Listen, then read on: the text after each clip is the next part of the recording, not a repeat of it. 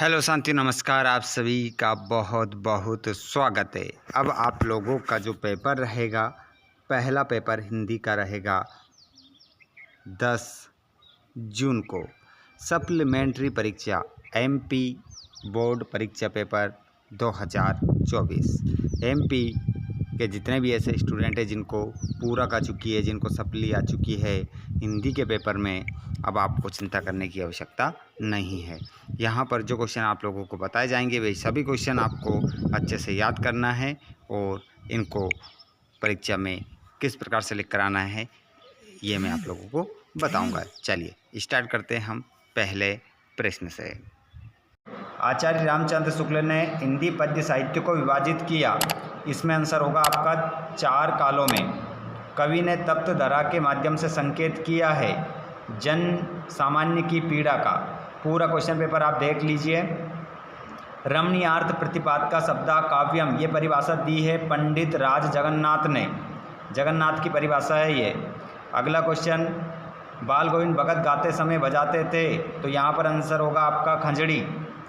जिस समास में दोनों पद प्रधान हो उसे कहते हैं द्वंद्व समास कहते हैं। मिलाते चलिए। लास्ट में आपको कमेंट करके बताना है कि आपके कितने ऑब्जेक्टिव सही हुए हैं। भोलानाथ और उसके साथी अपने घरौंदे के किवाड़ बनाते थे, दिया सलाई की पेटियों से बनाते थे बच्चों। ये आंसर आपका होगा। चलिए खालिस्तान मिला लीजिए। श्री कृष्ण पढ़ाए, तो इसमें आंसर आपका राजनीति होगा। आश्रय की बाह्य शारीरिक चेष्टाओं को अनुभाव कहते हैं और चौपाई के प्रत्येक चरण में मात्राएं होती है। 16 आंसर आपका सही होगा। सेनाएं बजाने के लिए रीढ़ का प्रयोग किया जाता है। विद्यालय में संधि है, स्वर संधि होगा। साना साना हाथ जोड़ी पाठ गद्य की विधा है, यात्रा वृत्तांत होगा। मिलाते चलिए। सभी स्टूडेंट जो बच्चे जुड़ते जा रहे हैं सभी एक दूसरे को शेयर कर दो और अपने भाई बहनों से पूछ लीजिए क्या आप लोगों के 30 ऑब्जेक्टिव में से कितने सही हुए हैं। क्या ऑब्जेक्टिव आपको पास करवाएंगे इस बार? जल्दी से कमेंट बॉक्स में ज़रूर बताइएगा। चलिए सत्य फत्य देख लेते हैं। अट नहीं रही कविता में चारों तरफ, फागुन की सुंदरता पहली है, तो इसमें आपको सत्य लिखना था। ये लिखा है सत्य, इसमें आपका पहले में सत्य आएगा। पंचवटी एक महाकाव्य है, इसमें आपको असत्य लिखना था। ये लिखा है असत्य, इसमें असत्य आएगा। नेताजी की मूर्ति 2 फुट ऊंची थी, इसमें सत्य आएगा। 1 अंक वाली रचना एकांकी कहलाती है, इसमें भी सत्य होगा। दूर के डोल सुहावने मुहावरा है, बिल्कुल सत्य होगा। गंतोक मेहनत कश बादशाहों का शेर है, ये भी आपका सत्य होगा। आगे बढ़िए। जोड़ी मिला लेते हैं। यहाँ पर जो जोड़ी आप देख रहे हैं ये गलत है, इस पर ध्यान मत देना। मैं आप लोगों को यहाँ पर सही करवा देता हूँ, है ना। चलिए। आधुनिक कबीर कहते हैं नागार्जुन को। दोहा अर्धसम मात्रिक छंद है, ये सही मिली हुई थी यहाँ। आलमखीरा यहाँ पर जो है ये लखनऊ से संबंधित है, प्रसिद्ध है यहाँ का। और शब्दों का सार्थक समूह क्या कहलाता है? वाक्य कहलाता है। और शब्द शक्ति के जो प्रकार होते हैं बच्चों 3 होते हैं। और अणुबम विस्फोट का जो हुआ है ये विज्ञान का क्या हुआ है? दुरुपयोग हुआ है। तो यहाँ पर एक जोड़ी गलत है, बाकी सब ये जोड़ी भी इधर भी जो मिली हुई है वो सही है। चलिए आगे बढ़ते हैं प्यारे बच्चों। 1 से 2 जोड़ी गलत है, यहाँ पर ध्यान रखिएगा, गलत मत कर दीजिएगा। मैंने जो बताया वो सही है। चलिए अब यहाँ पर ये आंसर पर ध्यान मत दीजिएगा, मैं बताता हूँ आपको सही आंसर। मुख्य गायक को ढांढस बंधाने का काम कौन करता है? तो इसका आंसर क्या होगा? संगतकार होगा। प्यारे बच्चों क्या होगा? संगतकार। राइट आंसर क्या होगा? पहले का संगतकार। किसी बात या वस्तु को अधिक बढ़ा चढ़ाकर वर्णन किस अलंकार में होता है? तो इसका आंसर होगा अतिशयोक्ति अलंकार। अतिशयोक्ति अलंकार ये लिखना था आपको, अतिशयोक्ति अलंकार।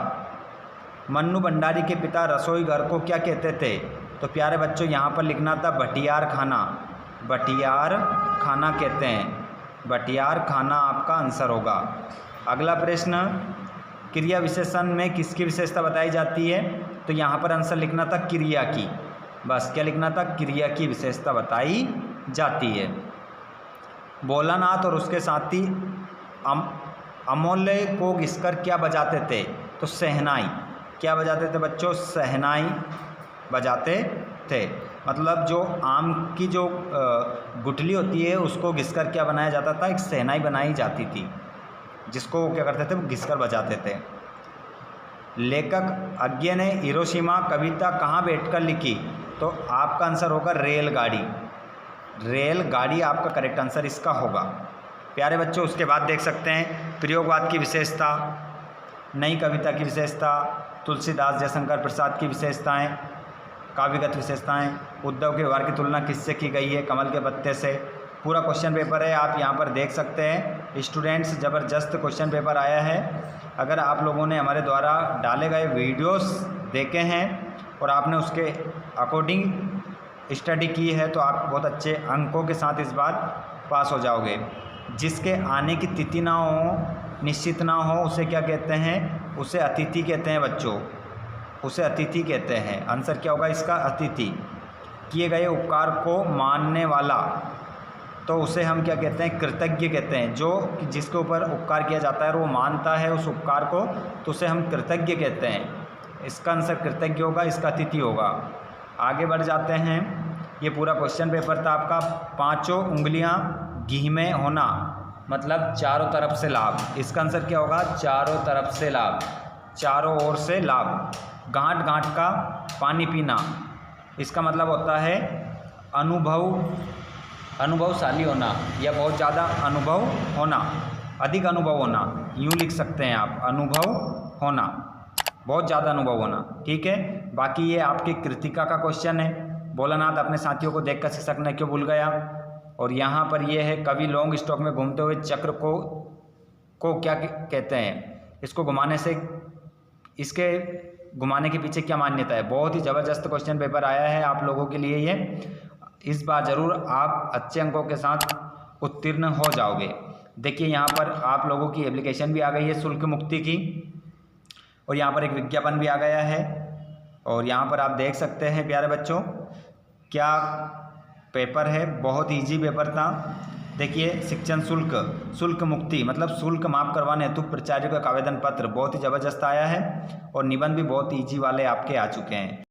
आगे भी इसी प्रकार आपको वीडियोस मिलते रहेंगे। सभी स्टूडेंट्स चैनल को सब्सक्राइब कर लीजिए और घंटे की बटन कॉल पर कर लीजिए, ताकि आने वाले सभी वीडियो के नोटिफिकेशन आपको मिल सके।